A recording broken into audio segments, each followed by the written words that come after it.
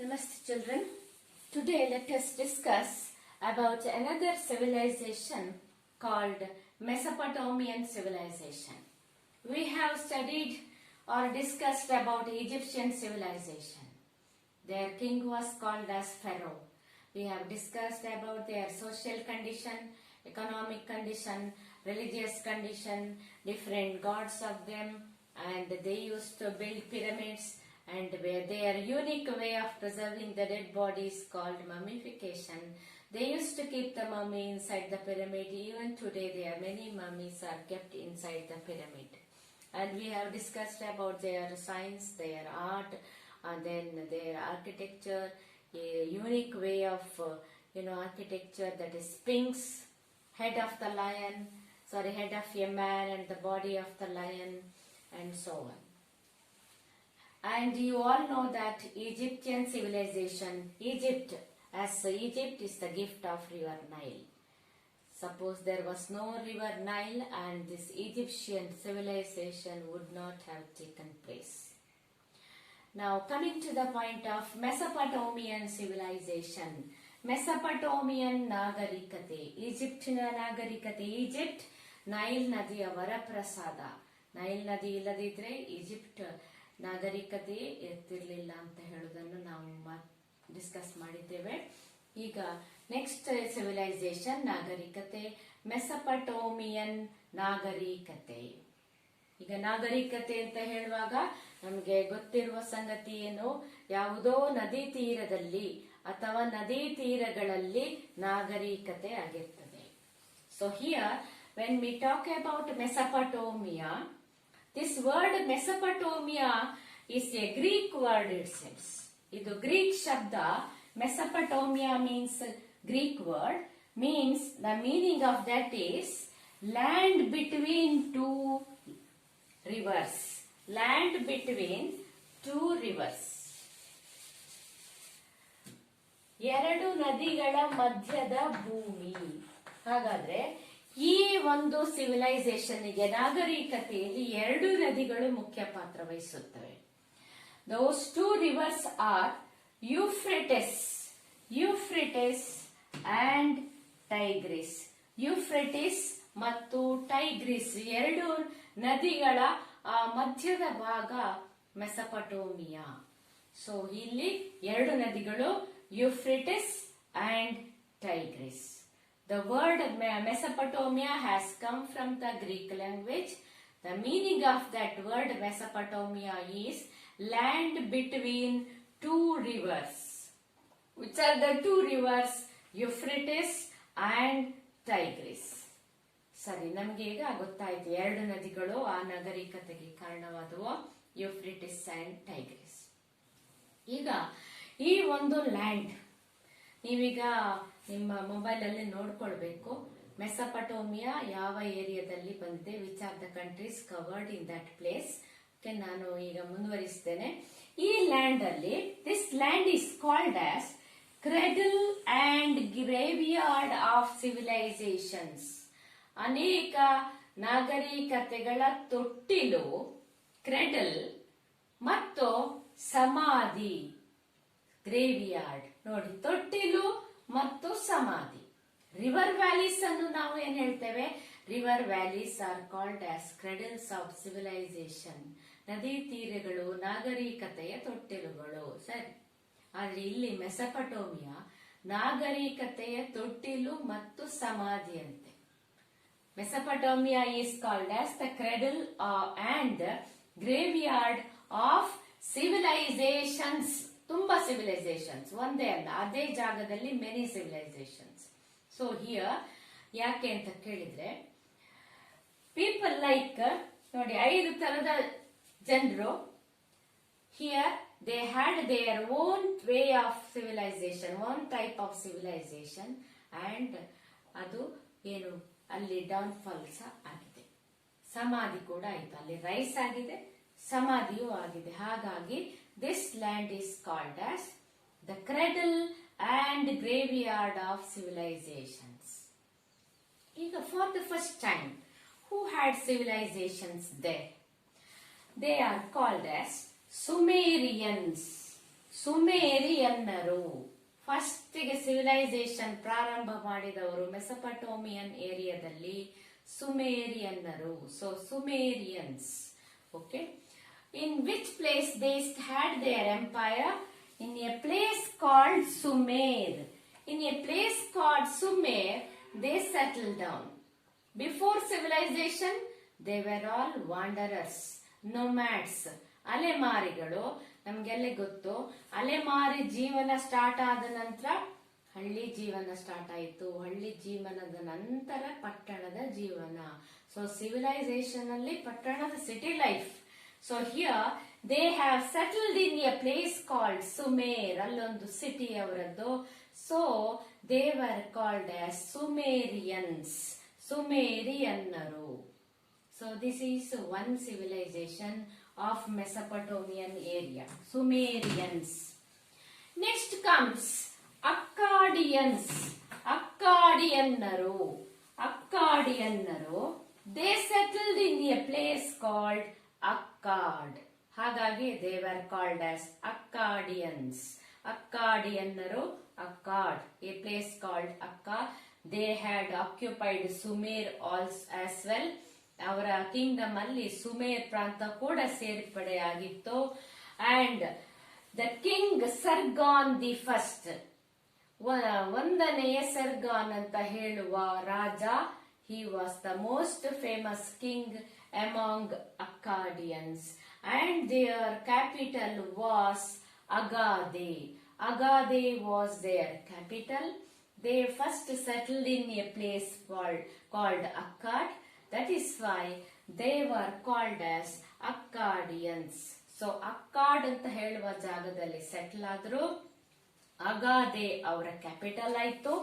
ಅವರ ಮುಖ್ಯ ರಾಜರಲ್ಲಿ ಮುಖ್ಯನಾದವನು, ಪ್ರಮುಖನಾದವನು ಸರ್ಗಾನ್ the first, ಒಂದನೇ ಸರ್ಗಾನ್. ಹಾಗಾಗಿ ಅಕ್ಕಾಡಲ್ಲಿ ನೆಲೆಸಿರುವವರಾದ್ರಿಂದ ಅವರಿಗೆ ಹೆಸರು ಅಕ್ಕಾಡಿಯನ್ನರು ಅಂತ ಬಂತು. ಅಕ್ಕಾಡಿಯನ್ಸ್. ಓಕೆ. ನೆಕ್ಸ್ಟ್ ಅಮೊರೈಟ್ಸ್. ಇವರಿಗೆ ಎರಡು ಹೆಸರು, ಅಮೊರೈಟ್ಸ್ ಆರ್ ಓಲ್ಡ್ ಬ್ಯಾಬಿಲೋನಿಯನ್ಸ್. ಓಲ್ಡ್ ಬ್ಯಾಬಿಲೋನಿಯನ್ನರು ಅಥವಾ ಅಮೋರಿಯನ್ನರು. ಓಕೆ. ಈಗ why they got the name as Babylonians? Their capital was Babylon. Babylon was their capital. And now you may question why old Babylonians they are called as, because in the later stage once again their one dynasty made Babylon as their capital. ಹಾಗಾಗಿ ಇಲ್ಲಿ these people new Babylonians, and here these people old Babylonians. So Babylonians, and this dynasty is very important dynasty because among them a famous king called Hammurabi, he had become very famous for his making the laws. ಕಾನೂನು ತಜ್ಞ ಅವನು, ಒಳ್ಳೆ ರಾಜ ಅವನು. Hammurabi, King Hammurabi. Because of him this dynasty has become very famous. And even the place called Babylon is even now, ನೀವೆಲ್ಲರೂ ಈಗಾಗಲೇ Babylon ಎಲ್ಲೋ ಕೇಳಿದ್ದೇನೆ ಅಂತಾನೆ ಅನ್ಕೊಂಡಿರ್ಬೋದು. this is because of King Hammurabi. Hammurabi ಅವನು ಲಾ ಮೇಕರ್ ಆಗಿದ್ದ. ಬೇರೆ ಬೇರೆ ಕಾನೂನುಗಳನ್ನು ಕಾನೂನಿನ ವ್ಯವಸ್ಥೆಯನ್ನು ಸರಿ ಮಾಡಿದವನು for the first time. So he has become very famous. Okay, so Amorites, old Babylonians. Next, Assyrians. They they destroyed Babylon city. They have made Nineveh ಅಂತ ಹೇಳುವ ಜಾಗವನ್ನು they had made their capital. And Tilgat-Pilser was the most famous king among Assyrians. So Assyriannರು ನಾಲ್ಕನೆಯವರು. And ಕೊನೆಯದಾಗಿ ಚಾಲ್ಡೀನಿಯನ್ಸ್ R another ಹೆಸರು ಅವರಿಗೆ new Babylonians. ಯಾಕೆ ಅವರು for the second time rebuilt Babylon city, ಹಾಳಾದ Babylon ಸಿಟಿಯನ್ನು ಅವರು ಸರಿ ಮಾಡಿ they had made as their capital. So Nineveh ಅವರು ಕ್ಯಾಪಿಟಲ್ ಮಾಡ್ಕೊಳ್ಳಿಲ್ಲ. It seems they have destroyed it and they have rebuilt the capital in the same place. Old Babylon ಇದ್ದಲ್ಲಿ. So new Babylon city was constructed by them. That is why they are called as New Babylonians, ಹೊಸ ಬ್ಯಾಬಿಲೋನಿಯನ್ನರು ಅಥವಾ ಚಾಲ್ಡೀನಿಯನ್ಸ್. And among them the most famous king was Nebuchadnezzar. ನೋಡಿ ಸರಿಯಾಗಿ ನೋಡಿಕೊಳ್ಳಿ, that is not Nebuchadnezzar, spelling CHA, ಆದ್ರೆ Nebuchadnezzar ಅಂತ ಹೇಳಿ ನಾವು ಅದನ್ನ ಪ್ರೊನೌನ್ಸ್ ಮಾಡುವಂತದ್ದು. And he has become very famous for his hanging garden. ತೂಗುವ ಉದ್ಯಾನವನಕ್ಕೆ ಹೆಸರುವಾಸಿಯಾದವನು ನೆಬುಕಡ್ನೆಜರ್. ನೀವು ಅನ್ಕೊಳ್ಬಹುದು ಏನಿದು ತೂಗುವ ಉದ್ಯಾನವನ, ಹ್ಯಾಂಗಿಂಗ್ ಗಾರ್ಡನ್ ಅಂದ್ರೆ ಅವನ ಏನು ಪ್ಯಾಲೇಸಿನ around the palace many creepers, many plants were there and it was looking very beautiful and that's why it has become very famous. ಈಗ ನೀವು ಮೊಬೈಲ್ ಅಲ್ಲಿ ನೆಬುಕಡ್ನೆಜರಿನ ಹ್ಯಾಂಗಿಂಗ್ ಗಾರ್ಡನ್ ಅನ್ನು ಕೂಡ ನೋಡಿಕೊಳ್ಳಿ. Next, let us discuss about the political life of Mesopotamian civilization. Now, in this, the king ruled the kingdom. In the beginning, it was a small city-state. Later, they developed states, kingdoms, then empires. So, first ನಗರ ರಾಜ್ಯ, ಆಮೇಲೆ ರಾಜ್ಯ, ಆಮೇಲೆ ದೊಡ್ಡದಾದ ಸಾಮ್ರಾಜ್ಯ, ಈ ತರ develop ಆಗ್ತಾ ಹೋಯಿತು. ಸೊ ಇಲ್ಲಿ ಕಿಂಗ್ನ ರೈಟ್ ಏನು? He was all powerful. He was considered as the representative of God on earth. ದೇವರ ಪ್ರತಿನಿಧಿ. ಭೂಮಿಯಲ್ಲಿ ದೇವರ ಪ್ರತಿನಿಧಿ ಯಾರು ಅಂದ್ರೆ ರಾಜ. ಸೊ ತುಂಬಾ ರೆಸ್ಪೆಕ್ಟ್ ಅವನಿಗೆ. He was all powerful both in the field of administration as well as the religion. So ಏನು ಅವನು ಒಂಥರ ಸರ್ವಾಧಿಕಾರಿ ತರ, ಆಲ್ ಪವರ್ಫುಲ್. ಒಂದು ವೇಳೆ ಕಿಂಗ್ ಪವರ್ಫುಲ್ ಇಲ್ಲದ ಸಂದರ್ಭದಲ್ಲಿ ಏನಾಗ್ತಿತ್ತು ಅಂದ್ರೆ military officers use to dominate him. So ಒಂದು ವಿಷಯ ನೆನ್ಪಿಟ್ಕೊಳ್ಬೇಕು, ಏನು, king was considered as representative of God on earth. ಆದ್ರೆ ಅವನು ಸಮರ್ಥನಿಲ್ಲದಿದ್ರೆ ಅವನನ್ನು ಓವರ್ ರೂಲ್ ಮಾಡ್ತಾ ಇದ್ರು. ಯಾರು? Military officers. ಹಾಗಾಗಿ if the king was only the efficient one, he could manage the empire. Otherwise, there used to be chaos.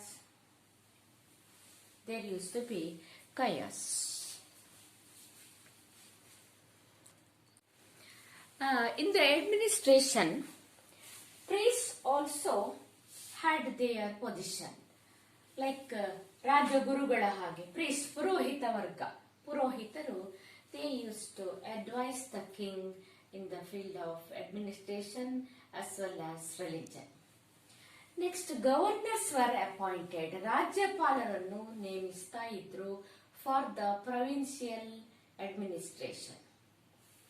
So, king was ruling the country here. Next, that time, they had one type of postal system, that is horse-borne postal system. ಅಂಚೆಯನ್ನು ಕುದುರೆಗಳ ಮುಖಾಂತರ ತಲುಪಿಸುವಂತ ವ್ಯವಸ್ಥೆಯನ್ನು ಹೊಂದಿದ್ರು. ಈಗ ಇಷ್ಟೇ ನಮಗೆ ಅವರ ಬಗ್ಗೆ ತಿಳಿಯುವಂತದ್ದು, ರಾಜ ವ್ಯವಸ್ಥೆ, ಏನು ಆಡಳಿತದ ವ್ಯವಸ್ಥೆಯ ಬಗ್ಗೆ. ಈಗ ನೆಕ್ಸ್ಟ್ ನಿಮ್ಗೆ ಟೆಕ್ಸ್ಟ್ ಬುಕ್ ಅಲ್ಲಿ ಕೊಟ್ಟಿರುವಂತದ್ದು about one great king of this civilisation. His name is Hammurabi. Hammurabi, who ruled from 2123 BC to 2081 BCE. Hammurabi is his name. Hammurabi ಅಂತ ಹೇಳುವ ರಾಜ. ಆಗ್ಲಿ ನಾನು ನಿಮಗೆ ಹೇಳಿದೆ, he belonged to old Babylonian family. Okay. What type of king was he? ಯಾವ ತರದ ರಾಜ ಇವನು ಆಗಿದ್ದ? He was very efficient, able administrator, very good conqueror. ನೋಡಿ, ಕೆಲವೊಂದು ರಾಜರು ಜಾಗಗಳನ್ನು ಕಾನ್ಕ್ವರ್ ಮಾಡ್ತಾರೆ, ಆದ್ರೆ ಅಡ್ಮಿನಿಸ್ಟ್ರೇಷನ್ ವಿಷಯದಲ್ಲಿ ಸೋತು ಬಿಡ್ತಾರೆ. ಆಗ ಏನಾಗ್ತದೆ, ಕಾನ್ಕ್ವರ್ ಮಾಡಿದಂತಹ ಜಾಗವನ್ನು ಕೂಡ ಉಳಿಸಿಕೊಳ್ಳಿಕ್ಕೆ ಅವರಿಗಾಗಲ್ಲ. But Hammurabi was not like that. He occupied Sumer, he occupied Akkad,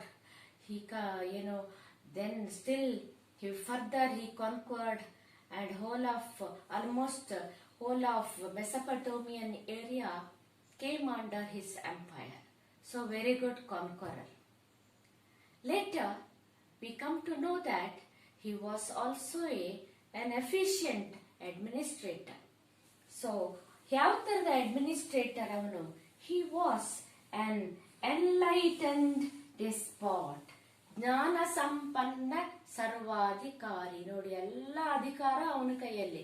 ಅಂತವರು ನಾವೇನ್ ಹೇಳುದು, ಸರ್ವಾಧಿಕಾರಿ ಅಂತ.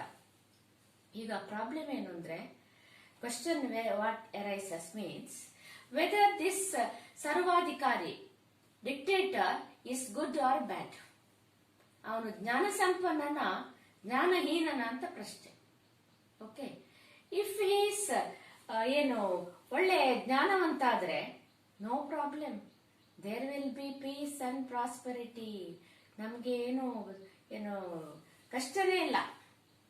But at the same time, if the dictator is not enlightened, if he is not good, if he is not having the knowledge, ಜ್ಞಾನ ಇಲ್ಲ ಅವನಿಗೆ, ಜ್ಞಾನ ಸಂಪನ್ನ ಅಲ್ಲ ಅವನು ಅಂತ ಹೇಳಿ ಆದ್ರೆ, if he is wicked, then it will be a very bad time for the citizens. ಈಗ when we talk about Hammurabi, he is enlightened despot. ಒಳ್ಳೆಯ ಡಿಕ್ಟೇಟರ್ ಆದ್ರೆ ಏನು ಪ್ರಾಬ್ಲಮ್? ಒಳ್ಳೇದದು. ಒಳ್ಳೆಯವನು ಡಿಕ್ಟೇಟರ್ ಆದ್ರೆ ಒಳ್ಳೆಯದನ್ನೇ ಮೇಂಟೈನ್ ಮಾಡ್ತಾನೆ, ಅವನು ಸ್ಟ್ರಾಂಗ್ ಆಗಿದ್ದಾನೆ, ಅದನ್ನೇ ಮೇಂಟೈನ್ ಮಾಡ್ತಾನೆ. ಓಕೆ, ಆ ತರ ಇದ್ದ Hammurabi. ಏನ್ ಮಾಡ್ತಾನೆ ಅವನು? His capital was Babylon. Babylon was his capital. He fortified that city. ಆ ದೊಡ್ಡ ಸಿಟಿಯ ಸುತ್ತ ಕೋಟೆಯನ್ನು ಕಟ್ಟಿಸ್ತಾನೆ ಫಾರ್ ಸೇಫ್ಟಿ. ಸೊ ಕೋಟೆಯನ್ನು ಕಟ್ಟಿಸ್ತಾನೆ. Then he built many palaces, he built many temples, and for the transportation system also he made many arrangements. Even for the economic improvement he did many arrangements. And now today he is very, we are remembering him because of his code of law. ಈಗ ನಾವು ಅವನನ್ನು ನೆನಪಿಸಿಕೊಳ್ಳುವಂಥದ್ದು ಅವನು palace ಕಟ್ಟಿಸಿದ ಅಂತ ಅಲ್ಲ, ಸಿಟಿಗೆ ಕೋಟೆ ಕಟ್ಟಿಸಿದ ಅಂತ ಅಲ್ಲ, ಆದ್ರೆ ಅವನು ಒಂದು ಮಾಡಿದಂತಹ ಒಳ್ಳೆಯ ಒಂದು ಕೆಲಸ ಇದೆ. ಅದು ಕಾನೂನಿನ ಸಂಹಿತೆಯನ್ನು ರಚಿಸುವಂತದ್ದು, ಕೋಡ್ ಆಫ್ ಲಾಸ್. ಈಗ ಆ code of law which was given by Hammurabi, it is engraved on the black stone. ಒಂದು ಕಪ್ಪು ಶಿಲೆಯಲ್ಲಿ ಅದನ್ನು ಕೆತ್ತಿಸಿ ಇಟ್ಟಿದ್ದಾರೆ. ಸೊ ಶಿಲಾಶಾಸನವಾಗಿ ನಮಗೆ ಇವತ್ತು ಸಿಕ್ಕಿದೆ. The written codes written by Hammurabi. ಹಾಗಾಗಿ ಈಗ for the first time the code written about the laws, ಕಾನೂನಿನ ಬಗ್ಗೆಯ ಸಂಹಿತೆಯನ್ನು ಬರೆದದ್ದು first time in the history of the world. That is by Hammurabi. That is why even today we are remembering his as an important king of Mesopotamian civilization. ಈಗ ಆ ಕಲ್ಲು ಇವತ್ತಿಗೂ ಇದೆ, engrave ಆದ ಕಲ್ಲು. The picture of that black stone is given in your textbook, but it is not very clear over there. So look into the net. The clear picture of black stone, engraved stone by Hammurabi. Okay, so that is the shape of the stone is like a finger. ಒಂದು ಬೆರಳಿನ ಆಕೃತಿಯಲ್ಲಿರುವಂತಹ ದೊಡ್ಡ ಒಂದು stone pillar, ಅದು ಬೆರಳಿನ ಆಕೃತಿಯಲ್ಲಿದೆ. And on top of that ಎಲ್ಲ engrave ಮಾಡಿದ್ದಾರೆ, ಅವನ ಕಾನೂನನ್ನೆಲ್ಲ ಬರೆದಿದ್ದಾರೆ. On top of that one picture is there. What is that picture? That is the picture of Hammurabi and their sun god. ಅವರ ಸೂರ್ಯ ದೇವರು, they used to call ಸೂರ್ಯ ದೇವ as ಶಮಾಸ್. ಶಮಾಸ್ ಮತ್ತು ಸೂರ್ಯ ದೇವರು ಹಮ್ಮುರಬಿ, ಏನಲ್ಲಿ ಎರಡು ಜನ. Shamash giving the laws, code of law to Hammurabi. ಹಮ್ಮುರಬಿಗೆ code of law ವನ್ನು ಕೊಡುವಂತಹ ಚಿತ್ರ. ಅಂದ್ರೆ ಏನು, ಅವರು ಅದನ್ನೇನಂತ ಬಿಂಬಿಸಿದ್ದಾರೆ, ದೇವರ ಒಂದು ಅನುಗ್ರಹದಿಂದ ಈ ಒಂದು ಕೋಡ್ ಆಫ್ ಲಾ ವನ್ನು ಹಮ್ಮುರಬಿ ರಚಿಸುವಂತಾಯಿತು ಅಂತ ಹೇಳುವ ಅರ್ಥ ಬರುವಂತದ್ದು. So very important this code of law. ಏನ್ ಮಾಡ್ತಾನೆ ಅವನು ಇದನ್ನು, ಸೊ ಇದಕ್ಕೆ ಏನ್ ಹೆಗ್ಗಳಿಕೆ, oldest written code of law in the history of mankind ಅಂತೇಳಿ ನಾವು ಹೇಳ್ತೇವೆ. ಓಕೆ, ಸೊ ಇವನು ಫಸ್ಟಿಗೆ ಏನ್ ಮಾಡಿದ, ಹೇಗೆ ರಚಿಸಿದ ಅಂತ ನೋಡುವ.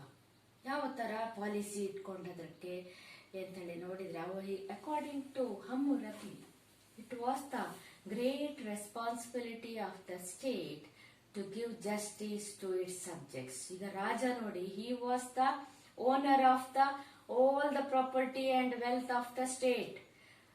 Hammurabi decided to give justice to his subjects. What did he do? ಹೇಗೆ ಅವನು ಸಂಹಿತೆಯನ್ನು, ಕಾನೂನು ಸಂಹಿತೆಯನ್ನು ರಚಿಸಿದ ಅಂತೇಳಿ ನೋಡುವ. Firstly he collected all the existing laws. ಯಾವ ತರದ ಕಾನೂನು ಆಗಿನ ಕಾಲದಲ್ಲಿ ಇತ್ತು ಅದನ್ನೆಲ್ಲ ಕಲೆಕ್ಟ್ ಮಾಡ್ತಾನೆ. ಎಲ್ಲ ಕಾನೂನು, ಎಲ್ಲ ಫೀಲ್ಡ್ಗೆ ಸಂಬಂಧಪಟ್ಟದ್ದು ಅದನ್ನು ಕಲೆಕ್ಟ್ ಮಾಡ್ತಾನೆ. ಆಫ್ಟರ್ ಕಲೆಕ್ಟಿಂಗ್ ದೆಮ್ ಹಿ ಕ್ಲಾಸಿಫೈಡ್ ದೆಮ್. ಇದು ವ್ಯಾಪಾರಕ್ಕೆ ಸಂಬಂಧಪಟ್ಟ ಕಾನೂನು, ಇದು ಏನು ಸ್ಲೇವ್ಸ್ಗೆ ಸಂಬಂಧಪಟ್ಟ ಕಾನೂನು, ಇದು ಆಕ್ಸಿಡೆಂಟ್ಗೆ ಸಂಬಂಧಪಟ್ಟ ಕಾನೂನು, ಇದು ಮದುವೆಗೆ ಸಂಬಂಧಪಟ್ಟ ಕಾನೂನು, ಇತ್ಯಾದಿ ಇತ್ಯಾದಿ. See his code it covered all the aspects of human life. ಎಲ್ಲ ಮನುಷ್ಯನ ಜೀವನದ ಎಲ್ಲ ಆಸ್ಪೆಕ್ಟ್ ಅನ್ನು ಅದು ಕವರ್ ಮಾಡಬೇಕು ಅಂತ ಅವನ ಮನಸ್ಸಲ್ಲಿ ಇತ್ತು. ಸೊ ಫಸ್ಟಿಗೆ he collected all the existing laws. ಅದನ್ನು ಯಾವ್ದು ಬೇರೆ ಬೇರೆ ಬೇರೆ ಬೇರೆ ಕ್ಲಾಸಿಫಿಕೇಶನ್ ಮಾಡ್ತಾನೆ, classified them. After classifying, what did he do, he studied each and every law, and suppose any law is not correct, ಅದನ್ನೇನ್ ಮಾಡ್ತಾನೆ, ಕರೆಕ್ಟ್ ಮಾಡಿರ್ತಾನೆ ಅಥವಾ ಇಂಪ್ರೂವ್ ಮಾಡ್ತಾನೆ. he improved them. after improving, he thought that some laws are missing. ಕೆಲವು ವಿಷಯದ ಬಗ್ಗೆ ಕಾನೂನು ಇಲ್ಲ ಅಂತ ಅವನಿಗೆ ಅನಿಸ್ತದೆ. So he added some new ones. ಸರಿಯಾಗಿ ನೆನ್ಪಿಟ್ಕೊಳ್ಳಿ, ಈ ಹಮ್ಮುರಬಿ ಬಗ್ಗೆ ನೋಡಿ 5 ಮಾರ್ಕ್ಗೆ ಕೇಳ್ತಾರೆ. Write about the code of Hammurabi. So ಅವನು ಬಹಳ ಇಂಪಾರ್ಟೆಂಟ್ ಪರ್ಸನ್ ಅಲ್ವಾ. ಸೊ ಫಸ್ಟಿಗೆ he collected all the existing laws. Secondly, he classified them. Thirdly, he improved them. Fourthly, he added some new ones. ಹೊಸ ಕೆಲವು ಕಾನೂನುಗಳನ್ನು ಅದಕ್ಕೆ ಸೇರ್ಪಡೆ ಮಾಡ್ತಾನೆ. ಹೀಗೆ finally he made a codified them. ಎಲ್ಲ ಕೋಡ್, ಇಂಥದ್ದು ನಂಬರ್ 1 ಇಂಥ ಕಾನೂನು, 2ನೇದು ಈ ತರ ಕಾನೂನು, 3ನೇದು ಇದಕ್ಕೆ ಸಂಬಂಧಪಟ್ಟ ಕಾನೂನು, 4ನೇದು ಇದಕ್ಕೆ, ಹಾಗೆ ಅದೇ ತರ ನೋಡಿ 282 ಲಾಸ್, ಕೋಡ್ಸ್. ಅದಕ್ಕೆ ಹೇಳುವಂತದ್ದು ಕೋಡ್ ಆಫ್ ಲಾ, ಕಾನೂನಿನ ಸಂಹಿತೆ. ಸೊ 1ನೇ ಸಂಹಿತೆಯಲ್ಲಿ ಇದು, 2ನೇಲಿ ಇದು, ಆಗ 282 laws were codified by Hammurabi. ಈಗ ಹೇಗೆ ಅದನ್ನು ಅವನು law codified by the law ಅನ್ನು ಹೇಗೆ ಪ್ರಾಕ್ಟೀಸ್ಗೆ ತರ್ತಾನೆ? What was his intention? He wanted to give order in the society. He wanted to maintain the law and order in his kingdom. And in his mind that he had, what was that, equality of all. Everyone are equal. All are equal in my kingdom. A ತಪ್ಪು ಮಾಡಿದವನಿಗೆ B ಶಿಕ್ಷೆ ಆದ್ರೆ, ಯಾವುದೇ ವ್ಯಕ್ತಿ A ತಪ್ಪು ಮಾಡಿದ್ರೆ B ಶಿಕ್ಷೆ. So ಶ್ರೀಮಂತ ತಪ್ಪು ಮಾಡಿದ್ರೆ ತಪ್ಪಿಸಿಕೊಳ್ಬಹುದು, ಅಥವಾ ಬಡವನಿಗೆ ಮಾತ್ರ ಶಿಕ್ಷೆ, ಅಥವಾ ಬಡವ ತಪ್ಪಿಸಿಕೊಳ್ಬಹುದು, ಶ್ರೀಮಂತನಿಗೆ no such questions. So equal to all. So all are equal in front of the law of the kingdom. ಬಹಳ ಸ್ಟ್ರಿಕ್ಟ್ ಈ ವಿಷಯದಲ್ಲಿ ಅವನು. ಹೇಗೆ ಅವನ ಕಾನೂನು ಎಲ್ಲ ಬಹಳ ಸುಧಾರಿತ ಕಾನೂನು ಆಗಿತ್ತಂತೆ. So enlightened laws along with barbarous punishment. ಇದು ನೆನ್ಪಿಟ್ಕೊಳ್ಬೇಕು ನೀವು. ಅವನ ಶಿಕ್ಷೆ ಹೇಗಿತ್ತು ಅಂದ್ರೆ ಅದು ಅಮಾನವೀಯವಾಗಿತ್ತು. ಕಣ್ಣನ್ನು ಬೇಕಾದ್ರೆ ಕೀಳಿಸ್ಬೋದು, ತಲೆ ತೆಗಿಸ್ಬೋದು, ಕಾಲು ಕತ್ತರಿಸ್ಬೋದು, ಕೈ ಕತ್ತರಿಸ್ಬೋದು. ಏನು ಅದು? According to the mistake he has done. ಅವನೇನ್ ತಪ್ಪು ಮಾಡಿದಾನೆ ಅದರ ಮೇಲೆ ಅವನಿಗೆ ಶಿಕ್ಷೆ. ಸೊ ಕಾನೂನಿನ ಕ್ರಮಗಳೆಲ್ಲ ಬಹಳ ಎನ್ಲೈಟೆಂಡ್, ಬಹಳ ಸುಧಾರಿತ ಕಾನೂನು. Enlightened laws with the barbarous punishment. ಅಮಾನವೀಯ ಅವರಿಗೆ ಶಿಕ್ಷೆ ಅಂತೇಳಿ ಹೇಳ್ತಾರೆ. ಏನು ಅವರ ಇದನ್ನು ಕೋಡ್ ಅನ್ನು ಎಕ್ಸ್ಪ್ಲೈನ್ ಮಾಡ್ತಾ ಹೇಳ್ತಾರೆ, that his law was like tit for tat, eye for an eye, tooth for an tooth ಅಂತ ಹೇಳುವಾಗ, tit for tat, eye for an eye, ಕಣ್ಣಿಗೆ ಕಣ್ಣು, ಹಲ್ಲಿಗೆ ಹಲ್ಲು, ಮುಯಿಗೆ ಮುಯಿ ಅಂತ ನಾವು ಹೇಳ್ತೇವಲ್ಲ. ಅವ್ನು ಬಿಡುದಿಲ್ಲಪ್ಪ, ಅವನು ಭಯಂಕರ ಟಿಟ್ ಫಾರ್ ಟ್ಯಾಟ್ ಇದವನು. ಅಂದ್ರೆ ಏನಾದ್ರು ತಪ್ಪು ಮಾಡಿದ್ರೆ ಅದಕ್ಕೆ ವಾಪಸ್ ರಿಟರ್ನ್ ಕೊಡ್ತಾನೆ ಅಂತ. ಅವನಿಗೆ ಏನಾದ್ರು ತೊಂದರೆ ಮಾಡಿದ್ರೆ ವಾಪಸ್ ನಮಗೆ ತೊಂದರೆ ಮಾಡಿಯೇ ಮಾಡ್ತಾನೆ ಅಂತ ಹೇಳುವ ಒಂದು ಅರ್ಥದಲ್ಲಿ ನಾವು ಮಾತಾಡುದುಂಟು ನೋಡಿ. ಆ ತರ ಇವನ ಲಾ ಅಲ್ಲಿ ಕೂಡ ಯಾವುದೇ ಒಂದು ತಪ್ಪು ಮಾಡಿದ್ರೆ ಅವನಿಗೆ ಶಿಕ್ಷೆ ವಾಪಸ್ ಹೋಗ್ಲೇಬೇಕು. So suppose one doctor fails to give justice to the patient, the doctor should give the fine to the patient. ಅದೆಲ್ಲ ಏನು ಹೇಗೆ ಅಂತ ಹೇಳಿಸಿ it covered all the fields of life. Like trade and business ಕಾನೂನು ಬೇರೆ, accident ಬಗ್ಗೆ ಬೇರೆ, labour ಬಗ್ಗೆ ಕಾರ್ಮಿಕರ ಬಗ್ಗೆನ ಕಾನೂನುಗಳು ಬೇರೆ, ಮ್ಯಾರೇಜ್ ಬಗ್ಗೆ ಬೇರೆ, ಡೈವರ್ಸ್ ಬಗ್ಗೆ ಬೇರೆ. ಅಬೌಟ್ ದ ಸ್ಲೇವ್ಸ್ ನೋಡಿ, ಗುಲಾಮರ ಪದ್ಧತಿ ಇತ್ತು. ಗುಲಾಮರು could become free by fulfilling certain conditions. ಕೆಲವೆಲ್ಲ ಕಂಡೀಷನ್ಸ್ ಅನ್ನು ಫುಲ್ಫಿಲ್ ಮಾಡಿದ್ರೆ ಅವರು ಗುಲಾಮಗಿರಿಯಿಂದ ಹೊರ ಬರ್ಬೋದಿತ್ತು. ಅದು ಕೂಡ ಅವನ ಕಾನೂನಿನಲ್ಲಿ ಸೇರಿದೆ. And rights of men and women. So he wanted to give equal rights to men and women. So even the women had right in the ancestral property. So ಇದು ಹಮ್ಮುರಬಿಯವನು ರಚಿಸಿದ ಕಾನೂನು.